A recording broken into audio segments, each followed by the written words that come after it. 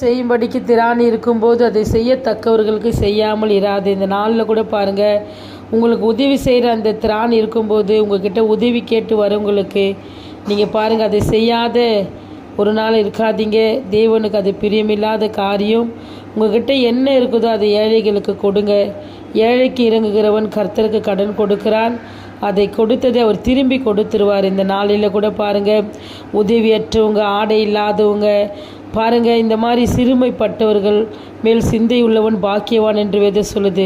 கஷ்டப்படுகிற பார்க்கும்போது நீங்கள் மன இறங்கி அவங்களுக்கு உதவி செய்யும்போது கர்த்தர் அதை பொக்கிஷமாக பாருங்கள், நீங்கள் அது தேவனிடத்தில் பொக்கிஷத்தை சேர்த்து வைக்கிறீங்க. இந்த நாளில் தேவன் விரும்புகிற பாருங்கள், தயால குணம் உள்ளவர் தயாளத்தில் நிலைச்சிருக்கிறான்னு சொல்லி வேதத்தில் பார்க்கிறோம்.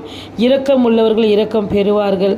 பாருங்கள், விசுவாசத்தில் இரக்கத்தினால நீங்கள் பாருங்கள், ஆண்டவருக்காக நீங்கள் எதை செய்தாலும் கர்த்தர் அது எல்லாவற்றிலும் ஆசீர்வதித்து உயர்த்துவார். God bless you. எதை பற்றி யோசிக்காதீங்க.